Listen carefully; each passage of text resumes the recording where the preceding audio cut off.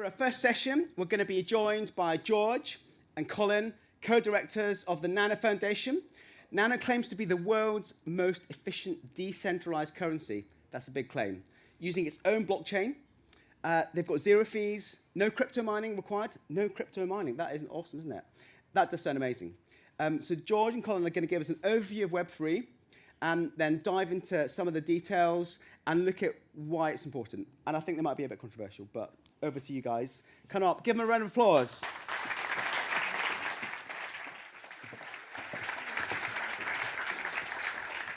Right. Hello, everybody. Right.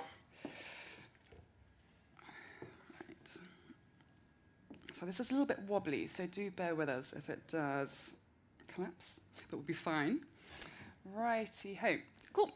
So, hello. I am George Coxon, and this is Colin LeMahieu. As Reid so wonderfully said, we are both directors of the Nano Foundation, with Colin being the founder of Nano itself.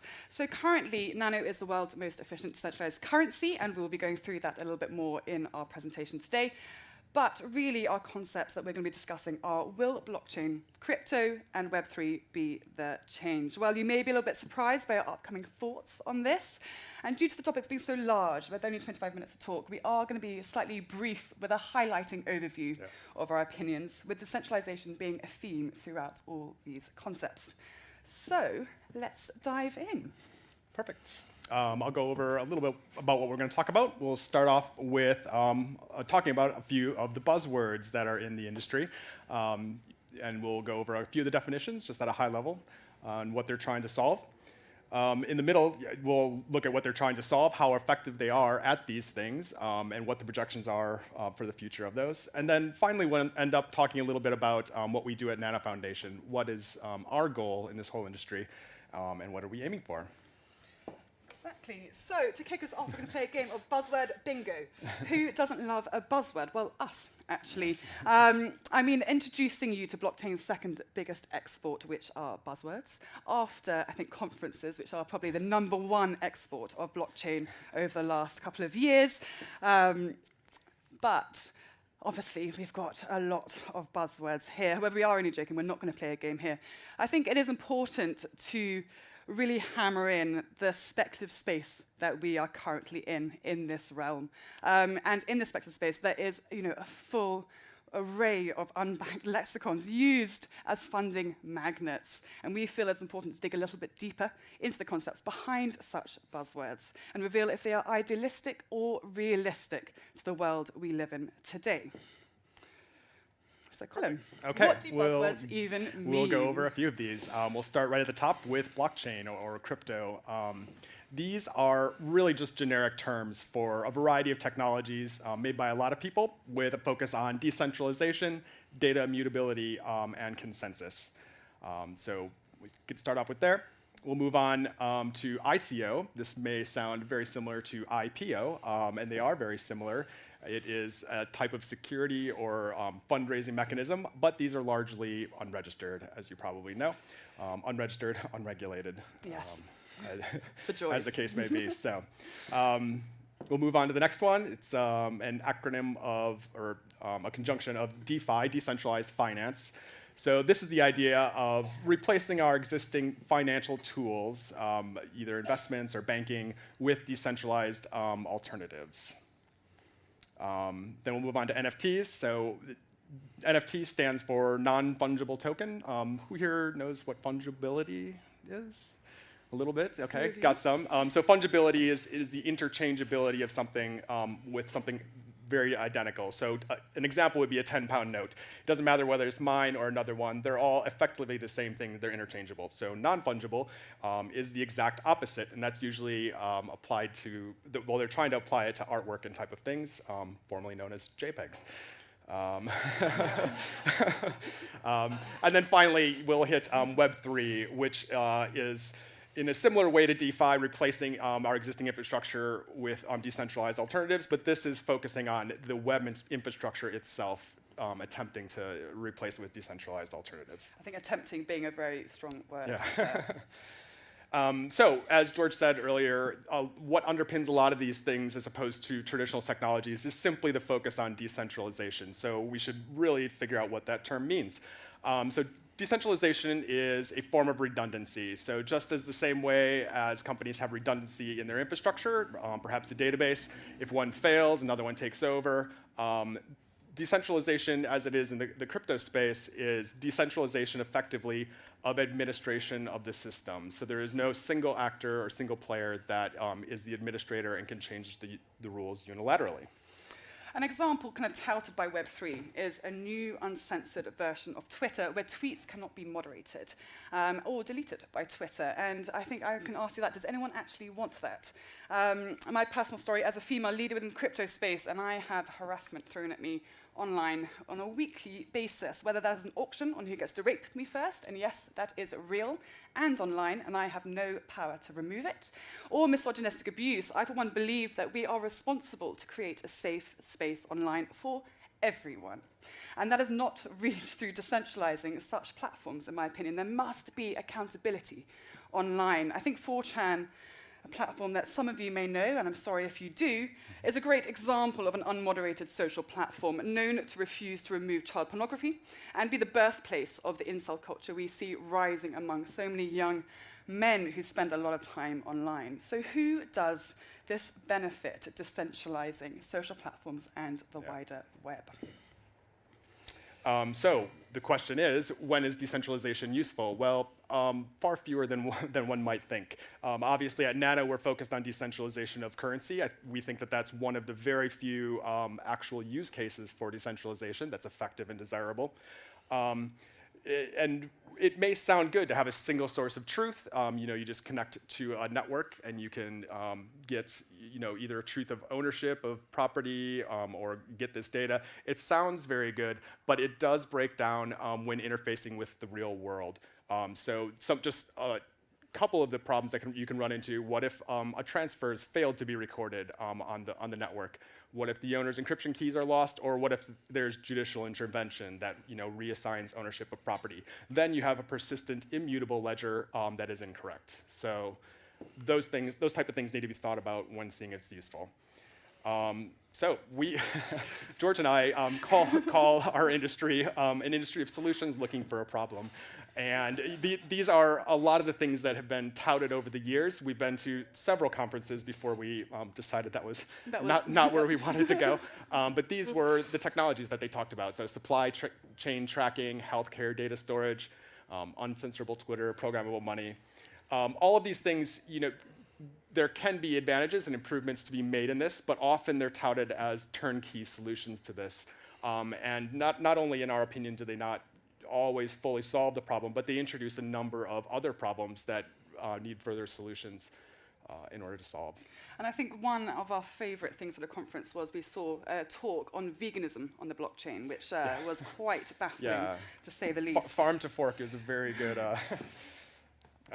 yes, okay, so why do these solutions tend to run into problems? So the elephant in the room when it comes to blockchain and decentralization is simply scaling. Can they compete economically with what we have currently? So high-performance computing centers around the concept of divide and conquer. Divide and conquer, asynchronous operation, horizontal scaling. And blockchains simply start out at the very fundamental level slower than their traditional counterparts. They have limited asynchronicity and almost no ability to horizontally scale. So right out of the gate, blockchains start performance bottlenecked, and that results in very low usage numbers. I think what was... Yeah, so I think the numbers as they say now are cryptocurrency takes up less than 1% of the global economy, yet I'm sure you will see it all over the media, making it a lot larger than it actually is when it comes to real world use. So this is a little, bit of a breakdown of the categories of things people have tried to solve, and ours is right in the middle. But we'll start at the left, smart contract execution. That's a type of programmable money. Pretty much you can execute programs inside of these platforms. Moving on, you have data immutability. Like I said before, these platforms you can typically only add data to. You typically cannot delete data from them. So they use that property of data immutability in their technologies. There's currency, which is what we're focused on, cryptocurrency. Again, we think that that's one actually good use of decentralization. Naming systems, things like DNS and that like, so they're trying to make decentralized counterparts to that. And then NFTs, obviously. The well-touted, we have a picture of a typical NFT purchaser over there on the right, so. So obviously, currency, as Colin said, is our focus, and we believe that currency really is actually the only tangible application of blockchain in the real world currently. And so what we're going to go through now is kind of the concept of digital money, the pillars that create digital money, and why we believe, obviously slightly biased, that Nano is digital money and digital cash. That is our goal. So simply put, we built Nano to simply be the most efficient currency the world has ever seen, from the horse's mouth right here. Now, we believe there are 4 main pillars to create a true digital currency. What is the perfect money? So number 1 is transaction capacity. Number 2, speed to finality. Number 3, decentralization, our kind of core theme in our presentation today. And number 4, low fees and a low cost to operate. Now, we're seeing a lot in the space where some assets and some tokens and coins are hitting a few of those, but to get the perfect 4 is really the ideal that we are working towards. So as decentralization, obviously, we haven't picked here, sorry. A bit behind. So as decentralization is obviously kind of a key importance across these new facets and new technologies, Web3, blockchain, cryptocurrency. So where is decentralization important? And we really believe it is important within currency itself. So within cryptocurrency, decentralization is quantified through what we call the Nakamoto coefficient. Now, I'm sure you've all heard of Bitcoin being touted as the most decentralized money that we can ever have. Well, I'm afraid it actually isn't. So the Nakamoto coefficient, the number is that it's the amount of entities, whether that's mining farms, whether that's institutions, that could collude to potentially shut down a network. Now, Bitcoin is 4. It only will take 4 entities or 4 mining farms to come together and take down the network. We're pleased to say that Nano has a decentralization of 11, a Nakamoto coefficient of 11. So we really believe that for a global digital currency, it must be resistant to both failure and attack. Now, a good real-world story of the problems of a centralized currency. It's what happened in India in 2016, where the government decided to take 2 notes, and the 2 highest denomination notes, out of the rupee system, which equated to 86% of the country's cash supply. Now, they gave 4 hours notice for this change to happen to combat corruption, and another 50 days after that to transfer your notes. I know we've all changed our pound coins. I think I've got a pot of old pound coins still at home somewhere. However, in this regard, who this really affected were people in rural situations, the poorest of the country, and those with a lack of access to the infrastructure that we so take for granted anyway, and especially women. And there is a real issue when it comes to a centralized or political party, we feel, in deciding a monetary policy to this extent, which doesn't look to the most vulnerable of its population. And that's why we think that decentralization of a currency is incredibly important. So, as we said earlier, we really believe that Nano could really be a global digital cash alternative, nothing more and nothing less. We've designed it to allow you to keep more of your money, so Nano is completely feeless. Our competitors are the Western Unions of this world, where if you work in service in Hong Kong and you want to send your money back to your family in the Philippines, you are sometimes paying 20% for the right to send your money. We do not believe that is fair. Only one person wins out of that, and it's not the person who owns that money. There is an issue here.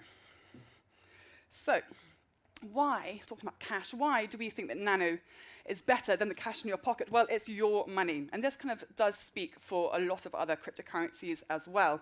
And we will see the delineation further on. But it is your money, it's not the government's. It is private, secure, and tamper-proof. And you are in control of when you send and spend your own money. I think we've all seen with COVID and the restriction of access to the banking infrastructure or timings of FX trades, there is an issue when it comes to restriction of access. It's inflation resistant, so Nano has been designed to protect its own value, value. It is a fully distributed currency. There are 133 million Nano out in the world. But actually, what's hidden is times 10 to the 30. There are 30 zeros behind that. And also, it's all in your pocket. All you need is a smartphone and Wi-Fi access. And so that's why we focus on emerging economies especially. There are 1.7 billion people in the world that do not have an address, and therefore cannot access the banking system that we in the Western world take so for granted. And we really believe that a digital currency, whether it's Nano or something that comes along that's better, we will join them because we really believe this is needed. So why is Nano better than banking institutions? Well, there is no hidden fees, number one. I think we've all been taken aside by a hidden fee at some point in our lives. So 100% of the value is transferred directly to the recipient. It is also lightning fast, so you can send money in 0.2 seconds on average around the world for free. And also it's owned by everyone, decentralized and democratized. It is inflation and manipulation resistant by design. And last but not least, why is Nano different from cryptocurrency? We're actually trying to remove ourselves from the cryptocurrency space, because we are a non-profit organization, which is possibly a unicorn in the cryptocurrency space. We are not backed by greed. We really believe in empowering equal economic opportunity for the wider world, and Nano is our first gift to the world in that realm. Nano is also a currency and not an asset, and I think the majority of the crypto space is all around trading assets and tokens. We are focusing on sending, spending, and accepting Nano in real time versus buying, holding, and selling on market valuation. And most importantly, it is environmentally friendly. Nano does not rely on mining or other energy-intensive activities to hold its value, as we will go through in a second here. Yep. So the focus on energy efficiency was one of the primary design goals. We think that you can't have this new technology, which is purported to be the future of finance, while it's also consuming exorbitant amounts of energy. And this graph here we put together, or infographic, in order to exemplify that. So on the left, you see one dot, which represents not just one nano transaction, it represents 12,500 nano transactions. And on the right-hand side, you can see an equivalent with a Bitcoin transaction. So from an energy consumption standpoint, one Bitcoin transaction is roughly equivalent to 15.5 million nano transactions. So one nano transaction is 1/1000th of a kilowatt hour, and Bitcoin takes around 1,700 kilowatt hours per transaction. And we really believe we are in a climate crisis right now. This is not a dystopian future. We are in this crisis right now, and we must have accountability for the technologies we are using and putting forward, and take off our rose-tinted investment spectacles and actually look to the future of these technologies. So as we kind of said earlier, Nano, we are trying to be a global currency. And so just as a currency kind of, in the real world, like the euro, dollar, pound, yen, we spent 2 years researching, creating our own currency symbol, which we're incredibly proud to present. You can see it in the middle here. So just as a currency sign kind of aims to place Nano in the real world requires conformity to the global standardizations following requirements set by the International Organization of Standardization, ISO. So Nano is what is considered to be a supranational currency with no official currency code, and therefore must begin with an X, as per the requirement standards for business and banking globally by ISO 4217. And so we're pretty proud of this. Having taken the X, it means that any other supranational currency cannot use an X as our currency symbol. So X really does mark the spot, and we hope that you'll be seeing and paying with Nano in the future, very near future. So one of the most kind of important and wonderful factors of what we do is our community. So Nano is often known as having the second most active community after Bitcoin, and that is truly down to its ethos of what it could bring to the world, this tangible change of banking and finance accessibility. And this is just a lovely picture of, we especially work in emerging economies. As I said earlier, there's 1.7 billion people in the world that do not have an address, and therefore cannot access the banking system we take for granted. And so we have burgeoning communities, especially in Nigeria, West Africa, and further afield. And this was a wonderful meetup that took place not too long ago, and they actually all screen printed their own Nano t-shirts, which is really cool. And then last but not least, just a little bit around the Nano Foundation. So we believe that changing the world is no small feat, but that is our goal, and we aim to do it one transaction at a time. We really believe in empowering people and businesses with education, advice, opportunities, and most importantly, a digital currency resilient to manipulation, fees, and complexity of traditional currencies traded the world over. Oh, yes. No, I lost my... You're doing this there. Oh, yes. So the Nano Foundation is committed to equal economic opportunity and believes that a currency should be spent, sent, and accepted. And we believe that that is the first step moving forward. So as you can kind of see, I know that we have spoken a little bit about Nano at the end, but in our minds, we truly believe that out of all of these buzzwords, we think and truly believe that currency is really the only tangible working application of these technologies right now.